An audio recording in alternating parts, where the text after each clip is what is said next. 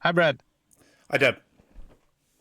So we have a very interesting episode for our listeners today. This is one of the more important ones. Brad, have you seen Moneyball? The Oakland A's didn't win by hiring better players. They won by asking a better question, right? Exactly. Yeah. And for those that are unaware, it's a movie and a book about how the Oakland A's in baseball made some very strategic, cost conscious decisions to win games where other teams overlooked Mm-hmm. what was really important. So instead of focusing on stats like batting average, home runs, things that are flashy, things that are traditionally considered to be important, they determined that what really mattered was on base percentage for their players. And they've recruited and trained people based on that statistic to drive that metric. Yeah. And what we feel is product teams are often stuck in the pre-Moneyball era. We track everything like daily active users, page view, downloads, but we don't always track the thing that actually wins games, right? And in product terms, for example, vanity metrics look good, but don't really change consumer behavior, right? And many times teams optimize for numbers and not outcomes. Yeah, so today we're going to take a lesson from the world of sports and probably some other areas to talk about how to get your product team on base and win the games that really matter in a way that's strategic and data informed and really separates great PMs from the rest. Yeah. And before we jump into our episode today, Brad, I think we want to extend our thanks, our gratitude to anyone and everyone who has listened and subscribed to us. And if you are new to our podcast, please listen to our other series that is just about starting early in your career, focused on early product managers or just pivoting to product management. But if you're here, well, welcome to the episode. And thank you for joining us here. To say this one is going to be a little bit different than our others in that we're going to go a little deeper than normal. So it might be a bit longer, and we're experimenting with format. So provide us with your feedback on what is helpful. Do shorter episodes, longer, deeper episodes like this one. Really, we intend to have a portfolio of quick hitters and longer, deeper episodes such as this. Yeah. And please don't forget to subscribe, like, and comment anywhere you're following us. We're on YouTube, Spotify, Podcast, Apple Podcast, Amazon Podcast, everywhere. Also, you can reach us at theproductsignal@gmail.com for any feedback that you might have or any topic ideas that you think is important for us to cover. As Brad said, we are building this as a product, so getting the product feedback is also extremely crucial for us.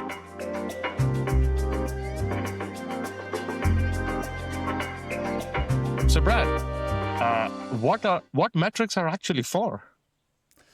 What they're for, really, it's a great question because a lot of people maybe misunderstand what metrics are for or are under an impression that the metrics that company X uses are the metrics that we and our product should also find to be valuable. And that's not the case. They're really tools for decision making.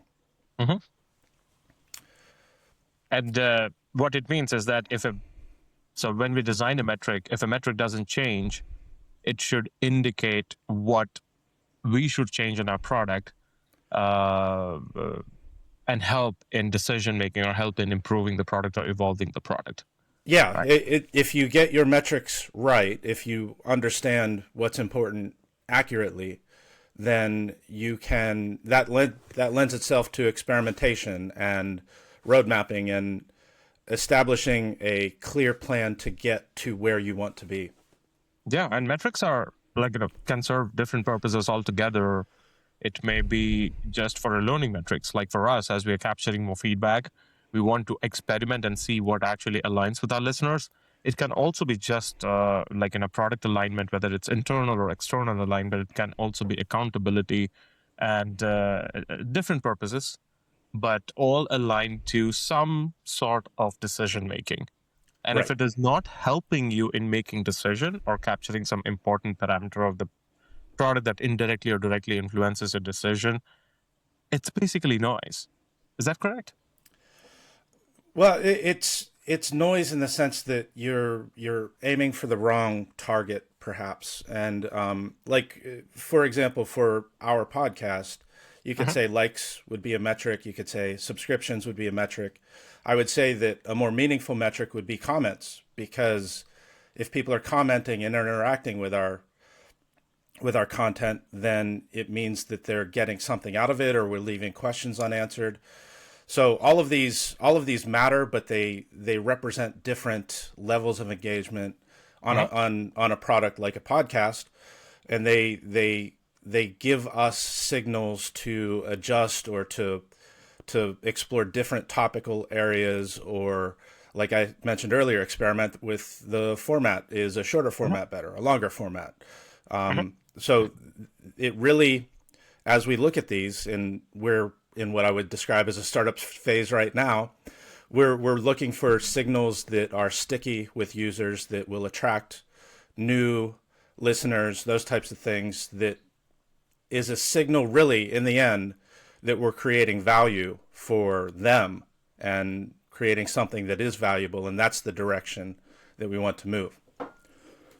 Yeah. And think of another example. If you think of, let's say, uh, you have a company has a product or a customer success page or a support page or product support page.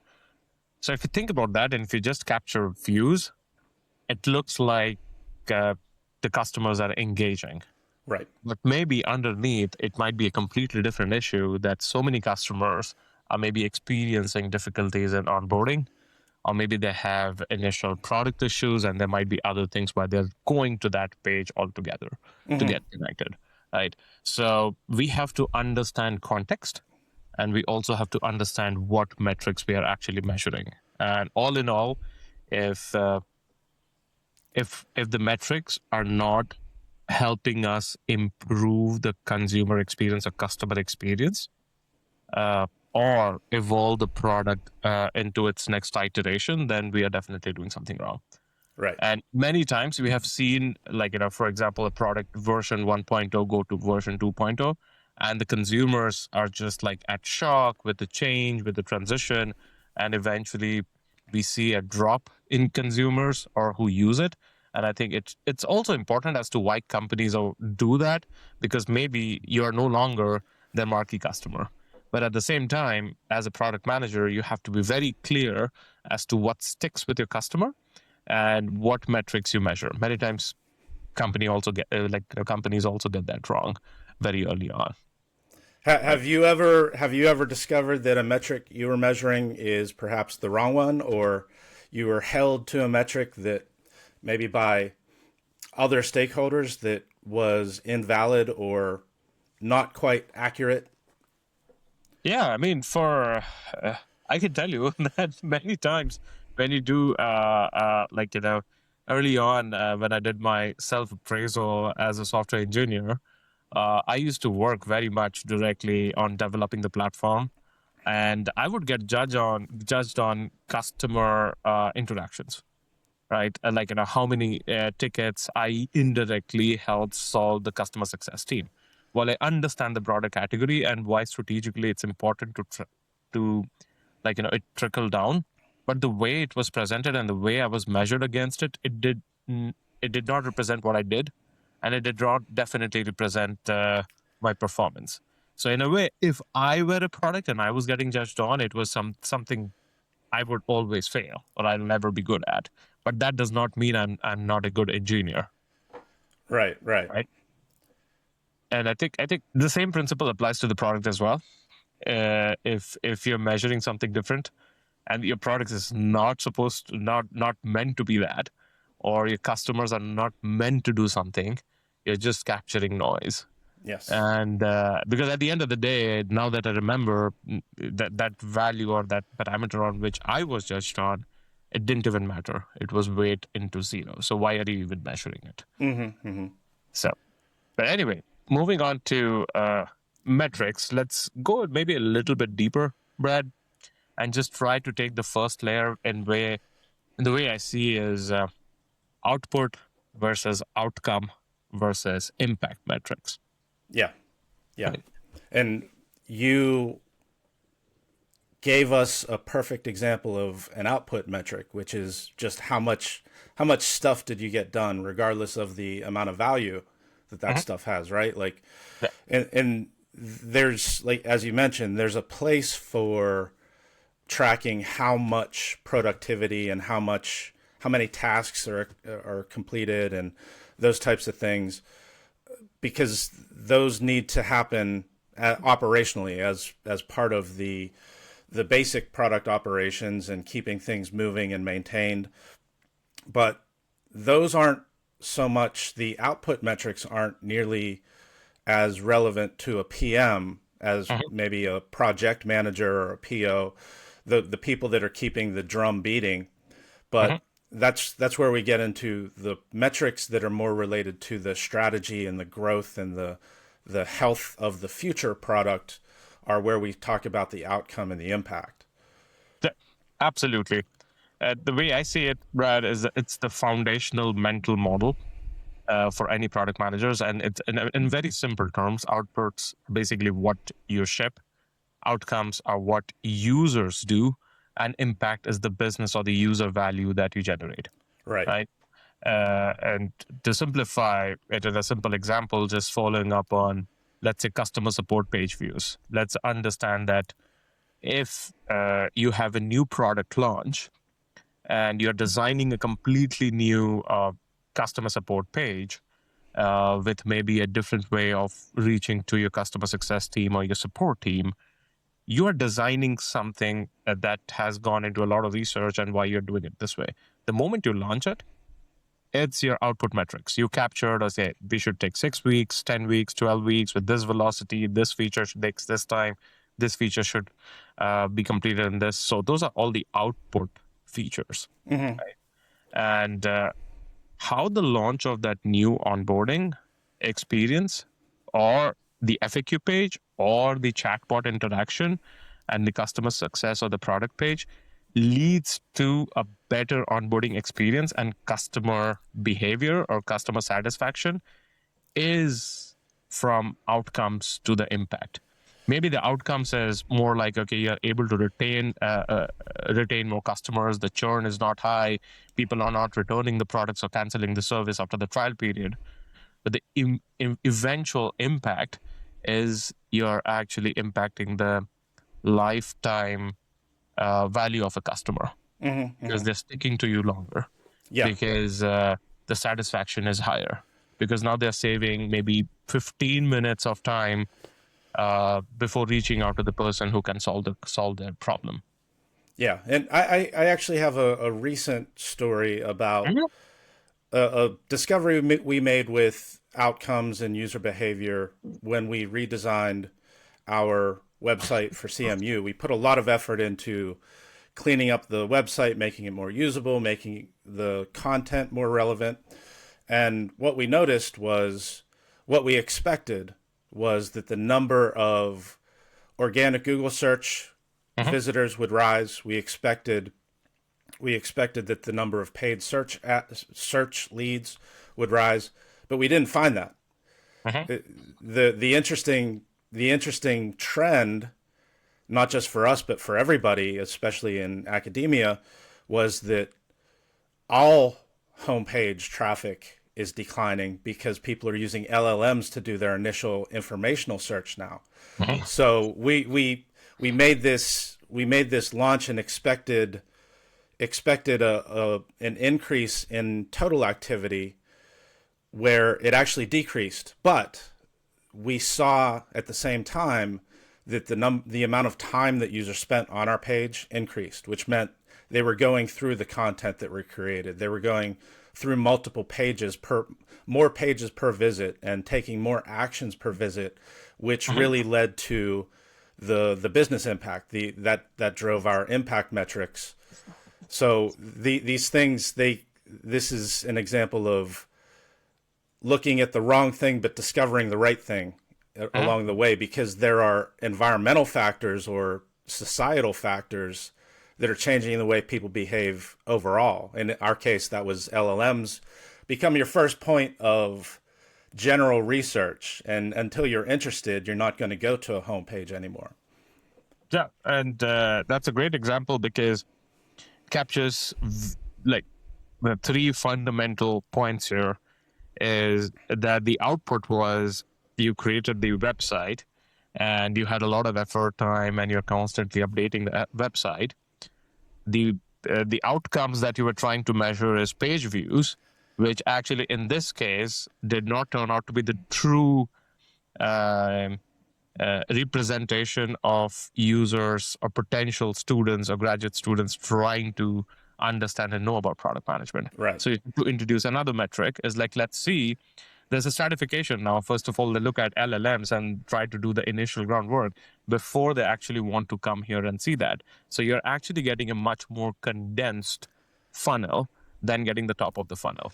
Yeah, it also informed us about the value of marketing efforts and the Mhm. changing dynamics in the value of things like Google search. This whole experience taught us that what worked 3 years ago or what we should expect 3 years ago Mhm. has dramatically changed. And fortunately, we were able to dig deeper to find more important, more valuable metrics that can help with decision making. And did you benchmark it? Did you do a benchmarking exercise as well to learn which LLM represented or provided most accurate information and a good summary? Yes, yes. Yeah, Yeah, we I did that. Yeah, no, we- because I was like, okay, if you do that, then you understand it, and then you're pivoting. You're basically not pivoting, but you're adapting your metrics that you're capturing because yeah, the value that you're generating is still there. yeah. It did work, but the medium of how that value is sort of accrued changed. Yeah, we also got a bonus lesson on LLMs because ChatGPT, for example, Uh-huh. will immediately talk about the MSPM program and highlight it and talk about the great things. But Gemini only believes that MBAs are how you become a product manager. It was interesting, or at least 6 months ago that was true. I don't know if it still is. So we started a little bit of research to see if we can influence how the data sources are Uh-huh. being chosen, but that at this point in time you really can't do much to, as an external user, train an LLM to give the answer that you would like them to. Yeah, I completely get that. Uh, so to summarize, what we wanted to say here is product managers don't get promoted for outputs; they get promoted for outcomes and generating long-term value. Yeah, Right. yeah, So our goal is to measure ourselves or measure our product and measure our team in a way that actually leads to some level of outcomes, right? And create some tangible value. I yeah, understand it might be very high level for a lot of people starting in, but just thinking of basics, like outputs can be features launched, outcomes can be activation rate, retention, engagement rates. Impact can be cost savings, revenue, time saved, satisfaction. Some level of all those metrics, but it's very broad. You can go very deep, and to each and every product feature can be categorized differently. And like Brad mentioned, it's also as you launch, as you try to capture, you have to quickly pivot and adapt to different mediums. And with the LLMs now in space, I was like, it's not only the programs, but you're actually researching about every product using an LLM. That has changed significantly over the years because people are now not reading any blog post; they just want a summary of what might be the best product that they're looking for to yeah, help them solve the yeah. problem. Just technology has driven global behavioral changes that we need Mhm. to be mindful of, and this was a real example in a real situation, and it kind of leads into the idea that not all metrics are actionable. Some metrics are vanity metrics. Some Mhm. metrics are way more directly impactful in steering your decisions and your team's actions. Do do you? Can you expand that a little bit for our listeners, Brad? What do you mean by, let's say, a vanity metric? Well, in our case, it turned out, we didn't realize it at the time, but it turned out that number of new visitors or daily active users or unique users was not nearly as impactful as the actions that they took once they arrived on the homepage. So we were getting casual viewers, people that are just generally curious about what is an MSPM, or maybe they were on the CMU website and they found their way to us. In reality, what we wanted was people that were serious in our product's case, people that are serious about taking the next step, moving forward, potentially getting an education. But it's not limited to us. There are lots of great examples from the past, and Facebook to me is one of them, where in the past, and this is relatively recent, I want to say about 10 years ago. I could be wrong. I didn't look the exact date up, but it was roughly 10 years ago, where people did not believe that Facebook, of all companies, would ever be profitable, because they were focused on number of users, time on the page, these types of things, but they had not yet learned how to monetize that metric. But they were focused on that specifically. And until they realized how to incorporate ad revenue and different types of additional features that could generate revenue, then those otherwise vanity metrics, the viewers that weren't interacting or didn't represent monetary value in any way. They were just nice to have. It was nice to grow, and there was always potential that it could be monetized, but they had not yet cracked that code at that time. So, to your point, to summarize, on your MSPM experience, you were capturing daily active users without context. Right. And that's where the challenge was. Well, not without context, because we still had metrics like time on page and actions taken. We could see them move through the funnel, but we were operating on under an assumption that more total viewers necessarily meant more action toward engagement, and and we assumed that a higher quality, like this, we made a much higher quality website than the previous one. In fact, we viewed the old one as a liability. Even though we didn't see the metrics we expected to move because of ChatGPT, Gemini, all these things, that was not a representation of the impact that the website redesign actually had. Yep. And with the Facebook story as well, like, if it's starting to measure just active users and daily active users, the moment they really understand is like what the user is interested in learning, viewing, or understanding and knowing for, and why he's engaging, or that person is engaging with the platform. I think that was the value, right? And then you can explore that, and you can create recommendation engine around that, whether it's ad and like curated ads, and create that whole ad marketplace, which sort of created an like significant channel for especially small startups and new movers challenging large incumbents as a new media to reach out to a much broader population, right? But just for some examples, in my mind, vanity metrics can be, let's say, total users, downloads, page views. These are good numbers, and this might look really good. But unless we understand what the actionable metrics are, we are just capturing some number and we are being happy. We might not know the underlying problem or the underlying intention why these numbers are changing in some shape or the other. Yeah, right? and it can become actionable in a situation. Like, I always fall back to monetization as a major step in action is if you launch an app and you have 1 million free users, then that means, but nobody's paying to use a premium version or a subscription version. maybe your pricing model or your subscription tiers or the features that are available to your paid users aren't attractive, and you need to make decisions and adjustments in areas like that. Yeah, and monetization is basically an example of value creation for the company. Yeah. And what you're trying to say is maybe the value accrued, what you believe is a right value that you can accrue for someone using a product or your service, might not be true.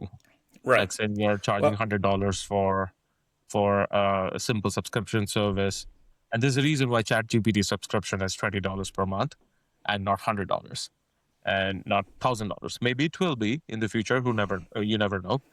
But maybe it might go down as well. yeah. But it all depends on how do you influence user behavior, how the user sees the value in how they're using it. And if you're always, what I've seen in the product is that if the consumers feel or the users feel that they're actually getting much more value than the amount that they're paying, you automatically increase the lifetime value of the customer. Right. So again, just for example, let's say the vanity metrics is you're seeing vanity metrics is the daily active users went up by 10%. What we mean by actionable metrics is like we understand that daily active users might have went up by 10% because now the onboarding completion page, because of a new customer success or a product support page, has improved the conversion rate from 45% to 60%. Yeah.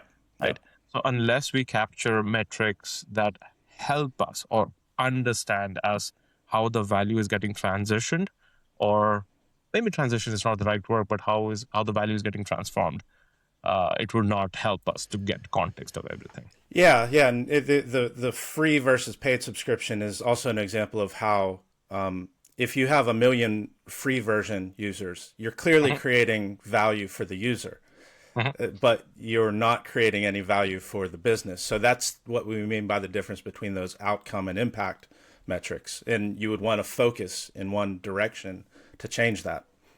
The interesting thing about all the social media platforms, especially the ads that you're getting, it gives you the sense that everything is free, but it's actually generating revenue by showing you or maybe changing your behavior in some way, shape, or form based on what you want to see and what you want to adapt to, what you feel like looking at, and what you want to purchase, like understanding the consumer behavior at that angle, right?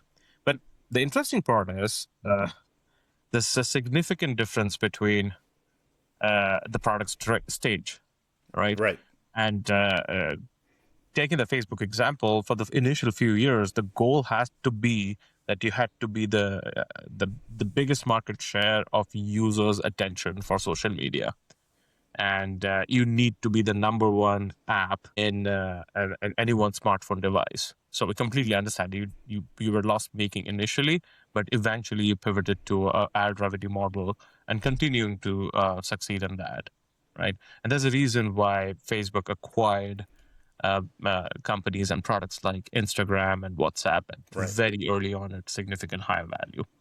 Right. Yeah, and we've kind of spoken about big companies, but for those that are concerned more with early stage or startup or new product launches going from 0 users to 1, the metrics become dramatically different, or what is important becomes dramatically different, and it ties in with the strategy and the marketing and promotion and awareness and all these things. What's your take on the metrics that are important to new products, Deb? I think new products or early stage companies or startups are much more focused on just finding their footing. Like what I mean by that is just understanding and demonstrating the product market fit. Yeah. And whether the product in its current form can actually generate value for the initial go-to-market or early adopters of that product, right? So, for example, if you think of Airbnb, the metrics that might have most mattered is the percentage of new listing that received at least one booking, because what you're creating is you're creating a marketplace. Like And why you need to demonstrate that? Because on one side, you prove that hosts were creating value and not just signing up. And on the other side, you're also creating a channel partner, giving an alternative to accommodations or hotels as otherwise for the general user and consumer to drive adoption, right? Yeah, and as that metric increases, it's additional proof and validation that you have interest. You're creating value on both sides of that marketplace. Yeah. Similarly, I think if you think about Dropbox, the metric could have been is like if someone is signing up, but are they signing up and installing the Dropbox app across their devices? Because Yeah. that means that you're changing user behavior, and they're using Dropbox as the prime or the main medium, or the primary medium for uploading and saving or storing their important information. Yeah, Right. and both of those are interesting examples. Specifically, I'll start with Airbnb because the percentage of users who book a stay, or the percentage of listings that have at least one customer, that to me that feels like a metric that was derived based on a lot of thinking and a lot of analysis to determine, as a group, we as a company or we as a product team Yep. will view this metric. They basically had to invent that metric because there are not other companies that would be concerned with that specific metric. So that's where the PM thinking and the strategy and to me it's almost like a logical puzzle where, okay, logically, what can we measure that will be the best possible indicator of value on both sides? Yeah, especially because you're doing it for the first time. Right. Airbnb innovated the model, right? Dropbox was innovative in its own form, right? Yeah. Storing in a cloud-based at a flat subscription pricing. Yeah. Now, how do you understand consumer behavior? How do you understand that they are going to stick with either Dropbox or Airbnb, and they're going to renew and use Airbnb or Dropbox or either of the platform? And I think this is very challenging especially when you're in a startup and when you're a product, because you are of a mindset that what you're building the best thing for this problem at this stage, given this kind of funding and the runway or the effort that has been put in. But what metrics you capture, you have to take a back seat. Yeah. And it's very difficult. It might look very simple when you're on the other side, that hey, we did not capture the right thing. We did do the right thing, and that helps us move or pivot our product into something bigger. But the goal is, I don't think anybody gets it right the first time. Right. The thing is, how do you actively capture the data and are open enough and are listening enough to pivot and understand, and categorizing what you thought might have been beneficial is noise today. Yeah, and I can imagine a whiteboard at Airbnb where they had 100 different metrics listed out and basically went through, this one won't work because so-and-so, this one will be misleading because something else, and they had to filter through to find what they ended up using to be indicative and go with that and experiment with it. And the best part about that example is that provided them with the problem, clear definitions of the problems to solve. First being, how do we attract renters, or how do we attract landlords or homeowners that have a valuable place to stay? Yeah. And the other question being, how do we attract people to want to stay at these places? And those are solvable problems, clearly.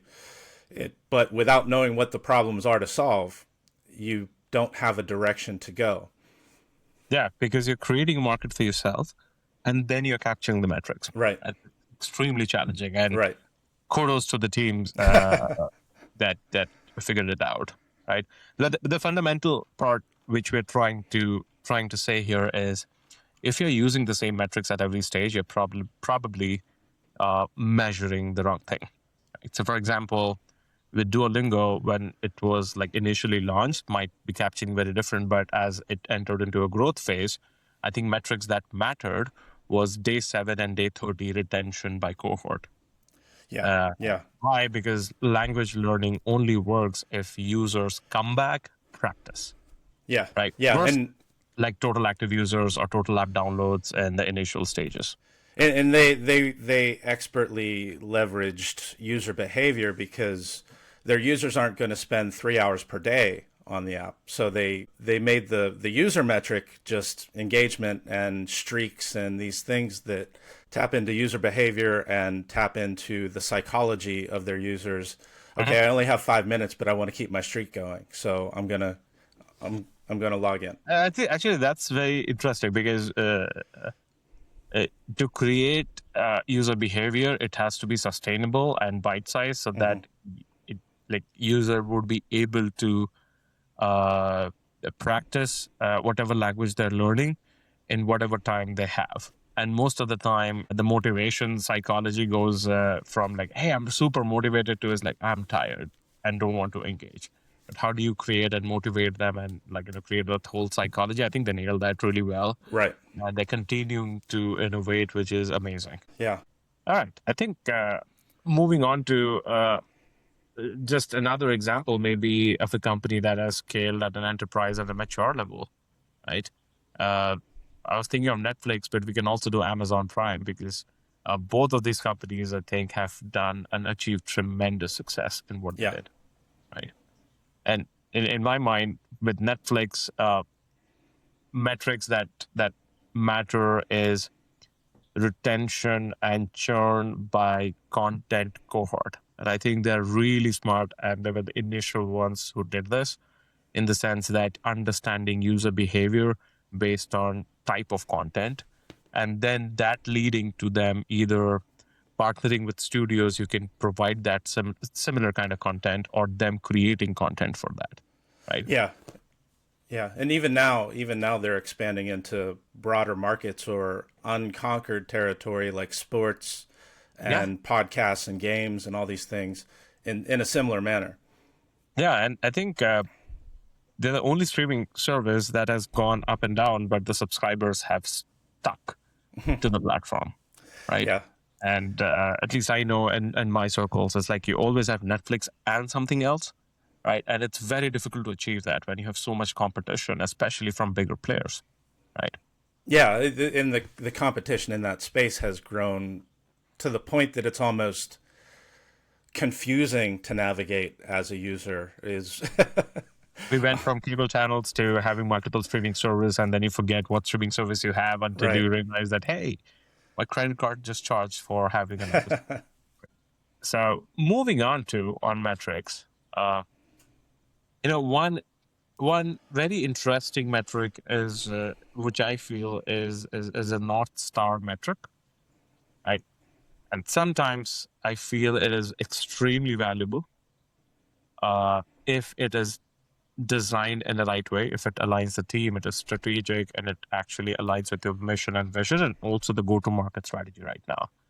Sometimes they might be really overrated. Do you agree with that?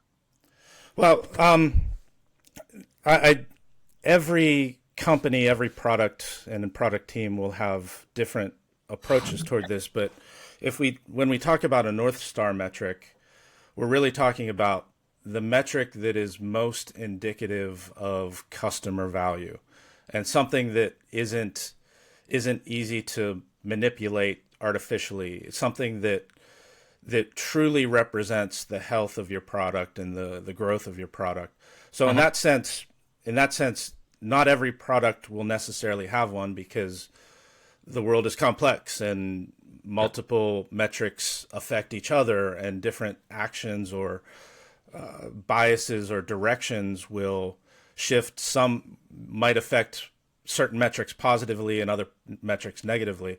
But if you're in a situation where one one indicator truly can represent the Mhm. overall health of the product, then steering according to that and identifying it as your North Star is a helpful helpful way to simplify things for leadership and for your team, if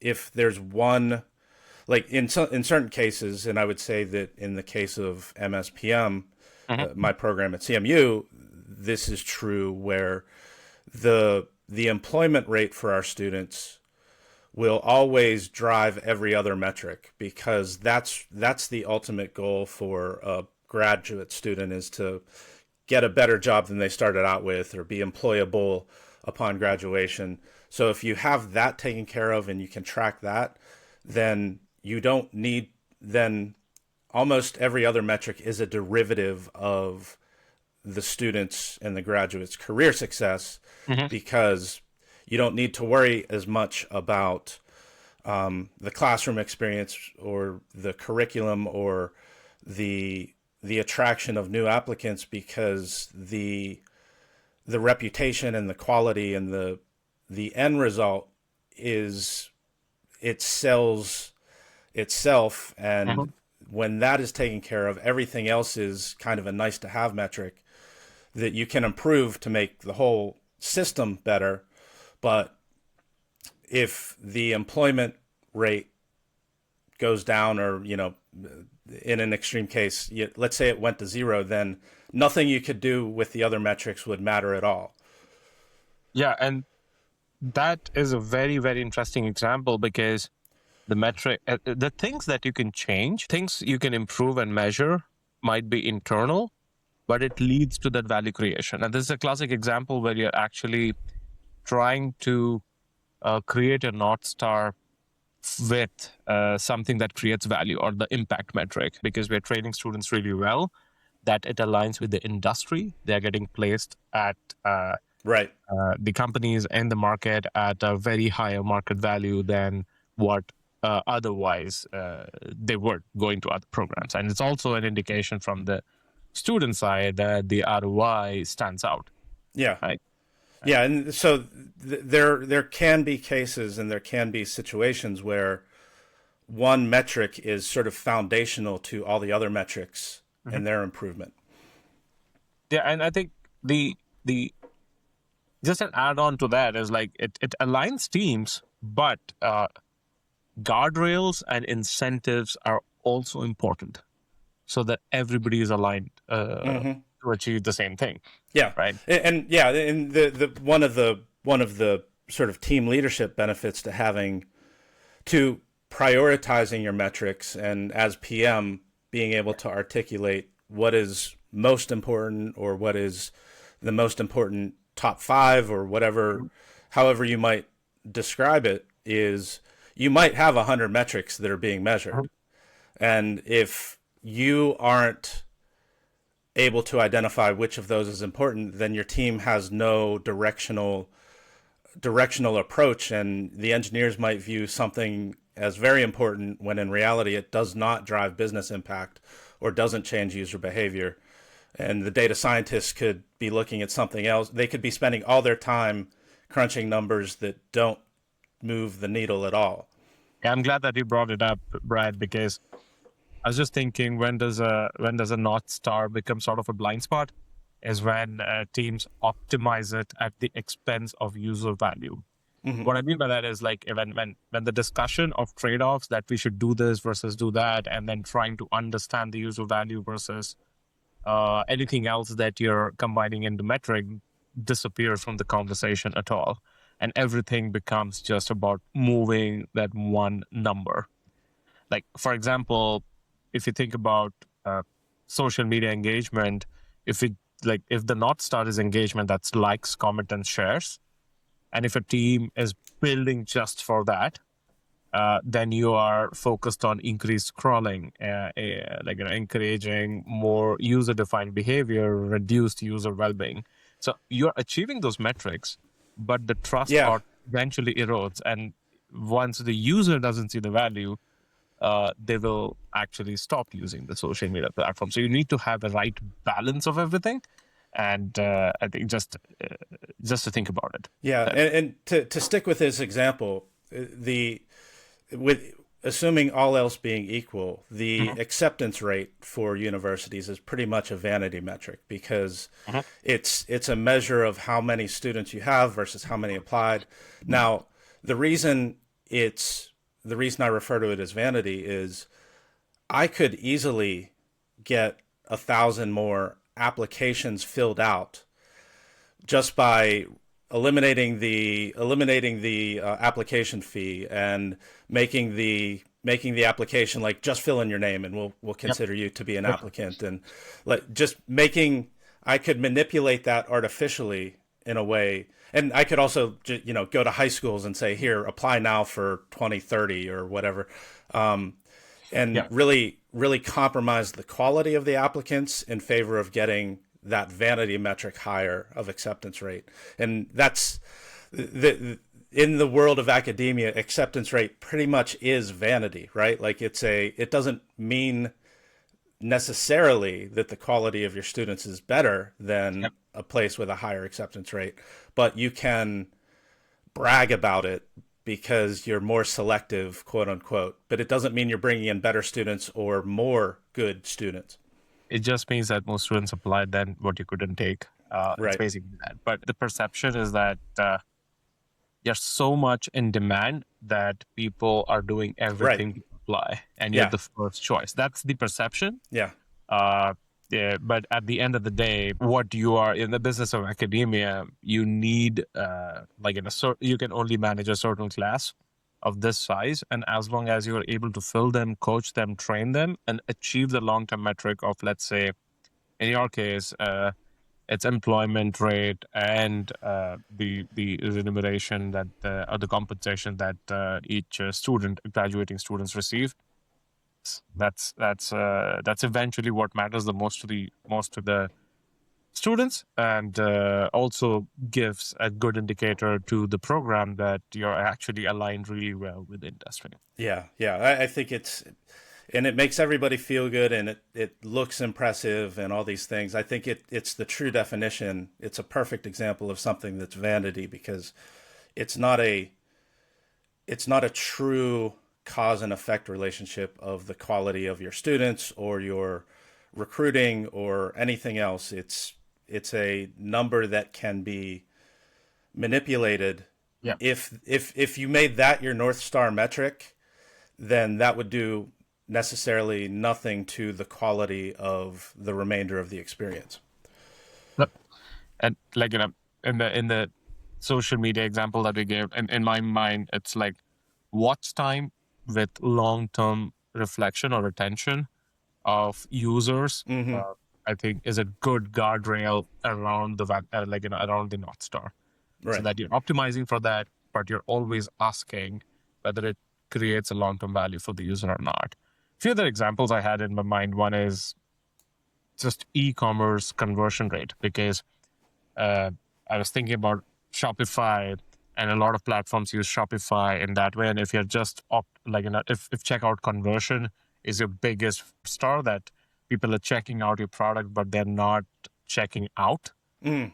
and paying for that, then what happens is, if you're optimizing for that, then without any guardrails, what happens is you go for aggressive tactics. It's like dark patterns, forced upsells, confusing cancellation flows, right? So it will take the short-term conversion. You'll be able to achieve what you're doing for, but it erodes long-term trust.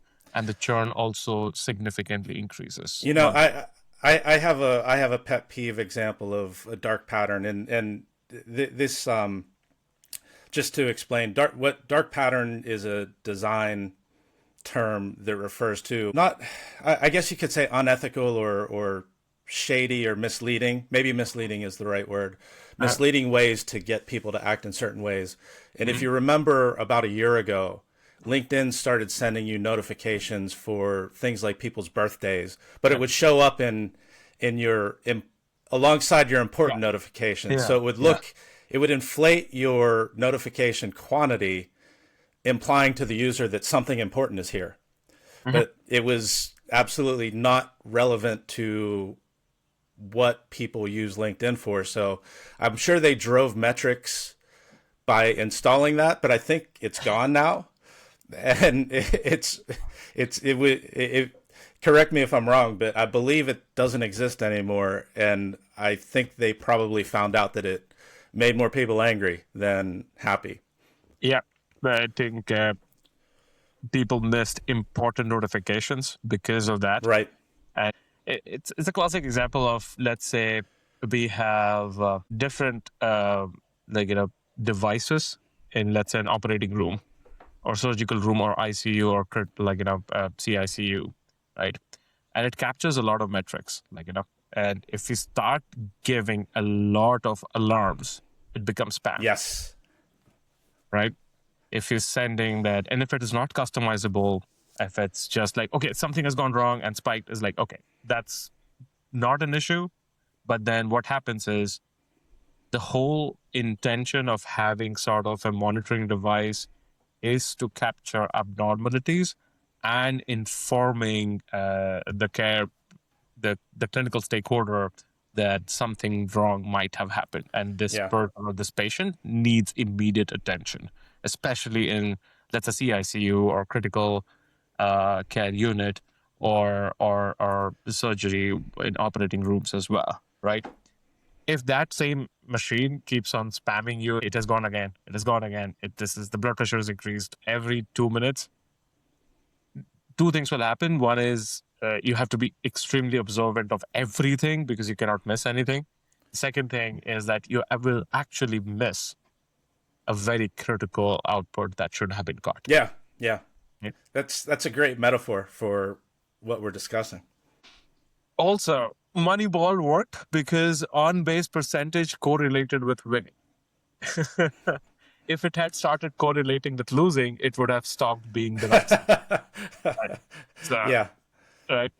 And just tying it back, I think for the moment a metric stops reflecting real success, it stops being a North Star and slowly trends towards being a blind spot. Or in more accurately, in the case of baseball in general and sports in general, everybody else, it's easy for the competition to catch up once your secret metric is well known, or once the competitive advantage that metric is providing to you becomes broadly known, then everybody else can adopt it, and the advantage disappears over time, which is why you need to continue to innovate and analyze the numbers better than other people.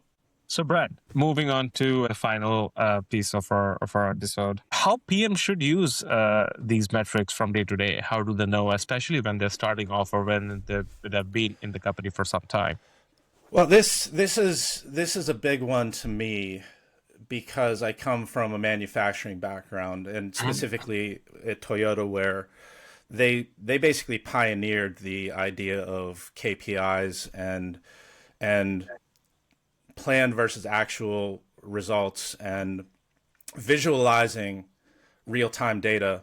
Like if you walk into a Toyota factory, and now it's basically any modern factory, you can tell instantly how today's production is running. There are dashboards everywhere inside the factory. Even the assembly line workers have an understanding of what the score is at any point in time. And being able to visualize the metrics that you're tracking for the PM especially, but also for upper management, for the product team, is incredibly important. And I've encountered a lot of companies that are even mature companies, but don't have systems in place, dashboards, whatever it might be, where the metrics are presented in real time. The metrics are clarified so that you're not looking at 1,000 data points, you're looking at 10 or 20 important ones. And companies often, they grow without establishing this as a practice or a habit or a way of operating. And we've done, even in class, we've done multiple projects for big companies where the project is all about establishing a metrics dashboard. We've done them for startups and for big companies. And that's how important it is. Like, the company gets to a point where they realize, I don't know what's going on, and I need these students to help me help me visualize it and establish what's important. And we've done many capstone projects on these types of issues, and it's always for executives, especially who have operated without access to this data, and then you present it to them, and now they can see what's happening. It's like a life-changing experience for a lot of them. It's like the thing that they always needed, but they didn't necessarily know how to ask for. Yeah, and to your point, I think tying it back to the beginning of the episode, metrics should lead to some form of decision making. Mm-hmm. And to have the right metrics, first of all, you need to understand what kind of data the product captures or what kind of data the product is missing, so that you can build your metrics on. Right. And dashboards are basically a snapshot of all the metrics that you want to capture that you think are important for a particular product or a particular product used by your customer or users, right? And in my mind, it can be daily, weekly, monthly. Just understand that part really well as to whether it should be even in real time, especially like, for example, internal platforms. If there are a lot of errors for developing an app using an internal platform to do that, then it has to be resolved immediately. So how do you capture that in the dashboard, right? But I think more practically, if I think about it, it's more about if you're a new PM or if you're a PM who has been in a new role or an elevated role, what helps move the needle is try to just take small pieces of the product. Let's say it's a simple feature. Pick 3 to 5 metrics that you think are really important for this product feature or this product, and then tie it back to the roadmap, right? Understand is like which metric will this element in the roadmap move or will not move. Mm-hmm. Right? Also write down if this metrics changes, whether it goes up and down, what impact will it have to the broader business, consumer, value, and your teams, Yeah. right?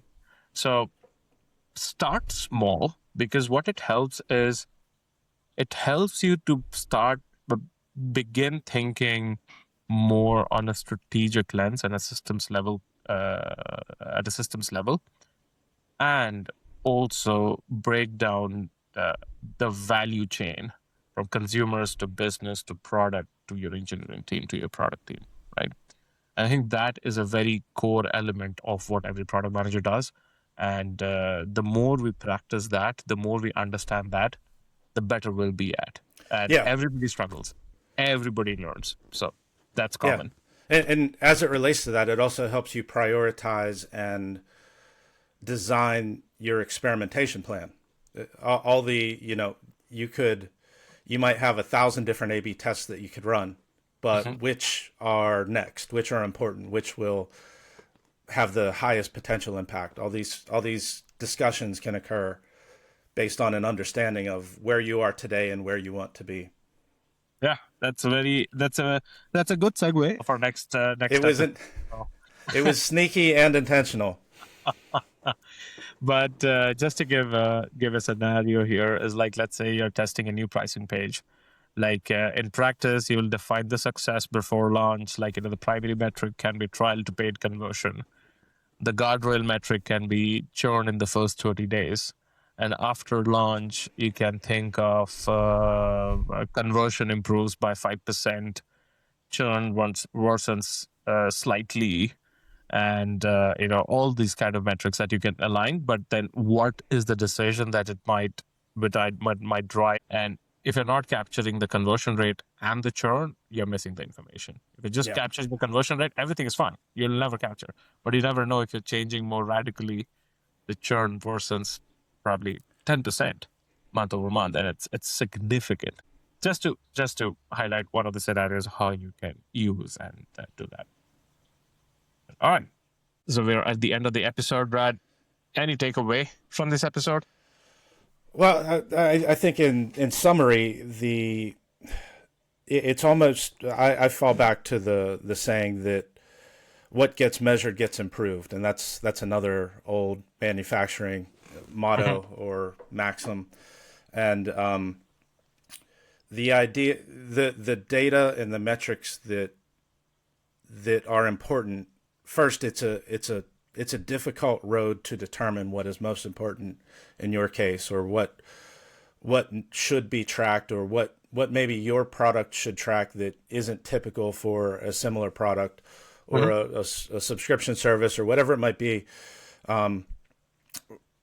Discovering the important metrics is a big hurdle, and then managing according to the data, as opposed to just gut feel, or as opposed to my CTO told me that this is important, so we're going to add these features, which is extreme. You're laughing because it's so common. Yeah. Like the idea of AI chatbots on every website nowadays is an example of somebody from a stakeholder or a shareholder or an executive position said, we need AI, and I don't know what that means, so implement it. But and they're your boss, presumably, so you have to implement it, but you can track the true impact in the behavior of your users, and does it actually bring business value at the same time, because you need to know that we don't just need to have an AI chatbot to catch up with everybody else.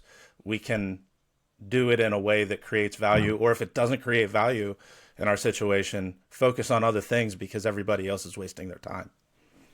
That's a great example, Brad. To wrap up the episode, at many times we might be developing a feature that we think will align with the customers, but will not eventually align. But the only way to know about that, or to present it to the broader leadership to change strategic direction, is by capturing the right metrics. So spend a lot of time evaluating, understanding what metrics might be important for the product feature that you're launching, and how it might derive decision making at a product level, at a strategic level, at a business level, right? And Deb, I'll add, we talked about the metrics in this episode on a strategic, sort of high level, foundational purpose level. We didn't talk about like common metrics, like daily active users, all these things. Okay. If the listeners want us to talk about how some of the more common metrics are used, let us know, and we can add that to our backlog of episodes. Absolutely. That's a great call out, Brad. But with that, I think it's a wrap from our end. And our next episode will be more focused on prioritizing and helping us understand how do we prioritize using the metrics for creating a much robust roadmaps that is achievable. But till then, thank you for everyone listening in. And please don't forget to like, subscribe, and comment, and reach us at theproductsignal.com. Thank you. All right.